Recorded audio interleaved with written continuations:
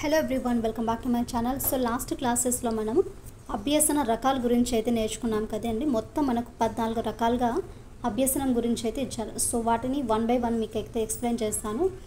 ఈరోజు మన టాపిక్ వచ్చేసి అభ్యసన వక్రరేఖలు. సో మనకు సిలబస్లో టాపిక్స్ ఉండేవి మాత్రమే నేను వీడియోస్ అయితే చేస్తున్నానండి. సో టైం అందరికీ చాలా వాల్యుబుల్ కాబట్టి వితిన్ 15 మినిట్స్ లోపలే మీకు చాప్టర్స్ అనేవి క్లియర్ కట్గా ఎక్స్ప్లెయిన్ అయితే చేయడం అయితే జరుగుతుంది. సో వీడియోని ఎక్కడ స్కిప్ చేయకోకుండా లాస్ట్ వరకు చూడడానికి అయితే ట్రై చేయండి. అలాగే మీకు నచ్చినట్లుగా అయితే మన ఛానల్ని లైక్ చేయండి, షేర్ చేసి సబ్స్క్రైబ్ చేయడం మాత్రం మర్చిపోకండి.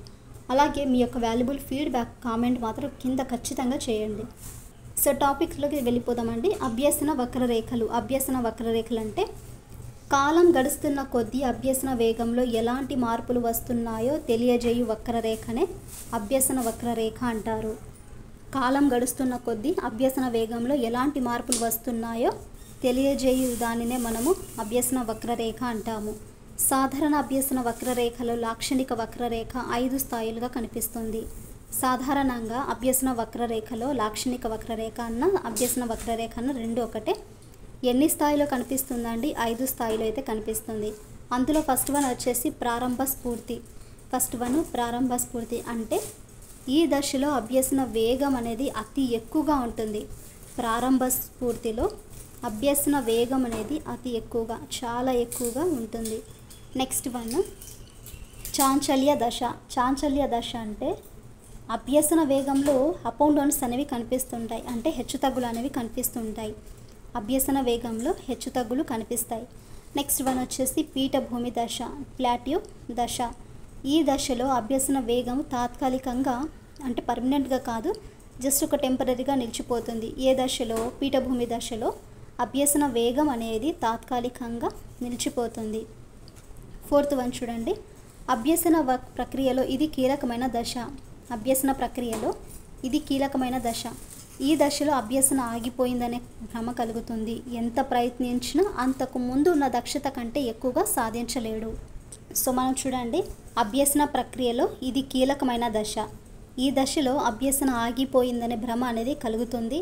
ఎంత ప్రయత్నించినా అంతకు ముందు ఉన్న దక్షత కంటే ఎక్కువగా సాధించలేడు. ప్రేరణ అనేది సన్నగిల్లడం కానీ, తగు పునర్బలనం లేకపోవడము, బోధన, అభ్యసన పద్ధతుల్లో లోపాలు, శారీరక మానసిక స్థితి, విషయ కాఠిన్యత మొదలైనవన్నీ కూడా దీనికి కారణము. పీఠభూమి దశలో గల లోపాలను అధిగమించినట్లయితే అభ్యసన వేగం అనేది మరలా పుంజుకుంటుంది. సో ఇక్కడ మన పీఠభూమి దశ ఉంటుంది కదా, సో ఆ దశలో మన యొక్క రాంగ్స్, అంటే మనం ఏదైనా మిస్టేక్స్ చేసి ఉంటాం అనుకోండి, సో ఆ మిస్టేక్స్ని మనం అధిగమించినట్లయితే మన యొక్క అభ్యసన వేగం అనేది మరలా పుంజుకుంటుంది. ఈ దశలో అభ్యసన వక్రరేఖ X అక్షానికి సమాంతరంగా ఉంటుంది. ఈ దశలో అభ్యసన వక్రరేఖ అనేది X అక్షాంశానికి సమాంతరంగా ఉంటుంది. నెక్స్ట్ వన్ పీఠభూమి తర్వాత స్ఫూర్తి దశ అండి. సో పీఠభూమి తర్వాత స్ఫూర్తి దశ. ఇందులో ఏంటంటే మనకు నూతన బోధన అభ్యసన పద్ధతులను ఉపయోగించడం వల్ల, బోధన ఉపకరణాలను ఉపయోగించడం వల్ల పీఠభూమి దశను అధిగమించి ఈ దశలో అభ్యసన వేగం అనేది మరలా పెరుగుతుంది. సో నూతన బోధన అభ్యసన పద్ధతులు, సో మనకు ఒకటే బోధన కాకుండా నూతన బోధన పద్ధతులు ఉంటాయి కదా, సో వాటిని ఉపయోగించడం వల్ల, బోధనోపకరణాలను ఉపయోగించడం వల్ల పీఠభూమి దశను అనేది అధిగమించి ఈ దశలో అభ్యసన వేగం అనేది మళ్ళీ మనకు పెరుగుతుంది. నెక్స్ట్ వన్ ఫిఫ్త్ దండి, శరీర ధర్మ హద్దు. అభ్యసన ప్రక్రియలో ఇది లాస్ట్ స్టేజ్. దీని తర్వాత వ్యక్తి ఎంత ప్రయత్నించినా అభ్యసనను మెరుగుపరుచుకోలేడు. ఫిఫ్త్ వన్ వచ్చేసి శరీర ధర్మ హద్దు. అభ్యసన ప్రక్రియలో ఇది లాస్ట్ స్టేజ్, అండ్ దీని తర్వాత వ్యక్తి ఎంత ప్రయత్నించినా కూడా అభ్యసన అనేది మళ్ళీ మెరుగుపరుచుకోలేడు. సో ఇక్కడ మనం చూస్తున్నట్లుగా అయితే కాలము, అభ్యసన వేగము, లాక్షణిక మనకు వక్రరేఖ. ఈ క్లాస్ చేయడానికి మాత్రం నా తిప్పలు అంతా ఇంత కాదండి. ఎందుకంటారా, ఆల్రెడీ ఫస్ట్ అటెంప్ట్ చేసినప్పుడు, అంటే ఈ క్లాస్ని రికార్డ్ చేసేటప్పుడు ఫస్ట్ సెకండ్ మనకు అభ్యసన వక్రరేఖలు స్టార్ట్ చేసినాక మ్యూట్ అయింది, మొత్తానికి ఆ వాయిస్ అనేది లేదు. సో నెక్స్ట్ థర్డ్ టైం చేద్దాం అనుకుంటే వీడియోనే అస్సలు కాలేదండి. ఏం చెప్పమంటారు, ఇంకా దగ్గర దగ్గర ఎనర్జీ వేస్ట్ అయింది చెప్పడానికి, నా టైం వేస్ట్ అయింది. సో ఇలా జరిగిపోయింది ఈ క్లాస్ అయితే దీనికి సంబంధించింది. సో పర్లేదు, మీకు మంచిగా అర్థం అవ్వాలి, మీరు యూజ్ చేసుకుంటే అంతే చాలు నాకైతే. సో అభ్యసన వక్రరేఖలు రకాల గురించి అయితే ఎక్స్ప్లెయిన్ చేస్తాను. వీడియోని స్కిప్ చేయకండి, కొంచెం లైక్ చేయండి. క్లాస్ అయితే మాత్రం స్కిప్ చేయకోకుండా ఎండింగ్ వరకు అయితే చూడండి. అభ్యసన వక్రరేఖలు అండ్ దీనికి సంబంధించిన రకాలు. కుంభాకార వక్రరేఖ అండి. కుంభాకార వక్రరేఖ ఇక్కడ ఏంటంటే కాలం గడుస్తున్న కొద్దీ అభ్యసన వేగం లేదా దక్షత తగ్గిపోయే వక్రరేఖనే కుంభాకార వక్రరేఖ అంటారు. సో కాలం గడుస్తున్న కొద్దీ మన యొక్క అభ్యసన వేగం అనేది తగ్గిపోయే వక్రరేఖనే కుంభాకార వక్రరేఖ అంటారు. సో మీరు ఇక్కడ గమనించినట్లుగా అయితే మనకు హాఫ్ సర్కిల్ లాగా ఉంది.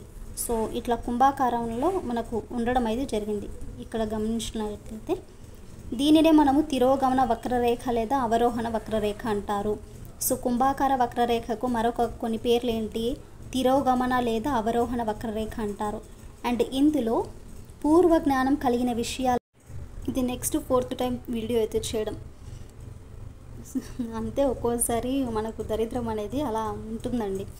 సో పూర్వ జ్ఞానం కలిగిన విషయాలను అభ్యసించేటప్పుడు ఈ రకమైన అభ్యసన వక్రరేఖ అనేది ఉత్పన్నమవుతుంది. ఇది మనకు అభ్యసన వక్రరేఖలోని మొదటి రకమైనటువంటి కుంభాకార వక్రరేఖ. సో నెక్స్ట్ వన్ చూసుకుంటే పుటాకార వక్రరేఖ గురించి చూద్దాం. ఇప్పుడు పుటాకార వక్రరేఖ అంటే కాలం గడుస్తున్న కొద్దీ అభ్యసన వేగం లేదా దక్షతలో పెరుగుదల కనిపించు వక్రరేఖనే కుంభాకార వక్రరేఖ అని వాళ్ళు మిస్టేక్ ఇచ్చారు. బట్ ఆన్సర్ వచ్చేసి ఇక్కడ పుటాకారం. సేమ్ ఆపోజిట్, మనకు అక్కడ ఏమైంది, అభ్యసనం అనేది కాలం గడుస్తున్న కొద్దీ అభ్యసన వేగం అనేది తగ్గింది ఎక్కడ, కుంభాకారంలో. కానీ ఇక్కడ కన్నా చూసుకుంటే పుటాకారంలో అభ్యసన వేగం అనేది పెరుగుదల కనిపించింది. సో దాన్నే మనం పుటాకార వక్రరేఖ అంటారు. అక్కడ కుంభాకార వక్రరేఖలో తిరోగమన వక్రరేఖ అనేది ఉంది. కానీ ఇక్కడ వచ్చేసి పురోగమన వక్రరేఖ లేదా ఆరోహణ వక్రరేఖ అనేసి కూడా అంటారు. నూతన విషయాలను అభ్యసించేటప్పుడు ఈ రకమైన అభ్యసన వక్రరేఖ అనేది ఉత్పన్నమవుతుంది. సో నూతన విషయాలంటే కొత్త విషయాలని అభ్యసించేటప్పుడు మనకు పుటాకార వక్రరేఖ అభ్యసనం అనేది ఉత్పన్నమవుతుంది. బట్ అక్కడ ఏంటంటే పూర్వ జ్ఞానం నేర్చుకునేటప్పుడు అనేసి ఉందండి. ఇక్కడికి వచ్చేసి కొత్త విషయాలు అభ్యసించేటప్పుడు. సో మరి ఇక్కడ స్ట్రక్చర్ కన్నా చూసుకుంటే పుటాకార వక్రరేఖ స్ట్రక్చర్ వచ్చేసి మనకి ఇలా ఉంటుంది. లాస్ట్ వన్ వచ్చేసి ఎస్ టైప్ వక్రరేఖ. ఎస్ టైప్ వక్రరేఖ. సో రెండు కలిపి ఉంటాయండి. కుంభాకార పుటాకార వక్రరేఖలు అనేవి కలిపి ఎస్ టైప్, నాకు చూడండి ఇక్కడ ఎస్ టైప్ వక్రరేఖ అంటారు. ఈ రకమైన వక్రరేఖ ఏ సందర్భంలో ఏర్పడుతుందో ఖచ్చితంగా చెప్పలేము. సో ఈ మనకి ఎస్ టైప్ వక్రరేఖ అనేది ఏ సందర్భంలో ఏర్పడుతుందో ఖచ్చితంగా చెప్పలేము. దానినే మనము ఎస్ టైప్ వక్రరేఖ అంటారు. సో ఇదండి ఈరోజు వీడియో అయితే. అభ్యసన వక్రరేఖలు అంటే ఏంటి, అభ్యసన వక్రరేఖలోని 3 రకాల గురించి 1 by 1 మీతో ఈరోజు నేను డిస్కస్ చేశాను. అండ్ మీరు కూడా అర్థమైంది, నేర్చుకున్నాం అనేసి అనుకుంటారు. అంటే అంత డీటెయిల్గా మీకు ఈరోజు అయితే ఎక్స్ప్లెయిన్ చేస్తానండి. ఈ క్లాస్ మాత్రం మామూలుగా లేదు, 4th టైం ఇది నేను చేయడం అయితే. సో ఓకే, వదిలేండి, సమ్టైమ్స్ అలా జరుగుతుంటుంది. నెక్స్ట్ టైం అయితే మళ్ళీ రిపీట్ అవ్వదు. నెక్స్ట్ క్లాస్ వచ్చేసి అభ్యసనను ప్రభావితం చేసే కారకాలు. సో ఇది కూడా మనకు ఇంపార్టెంట్ టాపికే. అండ్ మనం చేసే క్లాసెస్ అన్నీ కూడా టైం వేస్ట్ అవ్వకోకుండా వితిన్ 15 minutes లోపలే కంప్లీట్ చేయడానికైతే ట్రై చేస్తాను. ఎందుకంటే టైం ఎక్కువయ్యే కొద్దీ వినే ఓపిక అనేది తగ్గుతుందండి. సో కాన్సన్ట్రేట్ స్టార్టింగ్లో వినేంత కాన్సన్ట్రేట్గా లాస్ట్లో వరకు ఉండదు. అది మేబీ 30 minutes 40 minutes ఉన్నా కూడా సమ్టైమ్స్ అలా ఉంటుంది, కాన్సన్ట్రేట్గా వినలేము. సో మన క్లాసెస్ అన్నీ కూడా 15 minutes బిలోనే ఉంటాయి. ఇక్కడ నుండి టాపిక్స్ ఏంటంటే సిలబస్లో ఏవైతే ఉన్నాయో వాటికి రిలేటెడ్గా మాత్రమే చేస్తాను. సో వీడియోస్ని రెగ్యులర్గా వాచ్ చేస్తుండండి. ఇన్ కేస్ ఏదైనా రీజన్స్ వల్ల అప్లోడ్ చేయకపోతే నెక్స్ట్ డే అయినా కూడా నేను మ్యాక్సిమం ట్రై చేస్తానండి. సో ఐ హోప్ మీకు క్లాస్ నచ్చిందనేసి అనుకుంటున్నానండి. క్లాస్ నచ్చితే please to like and share, subscribe to my channel.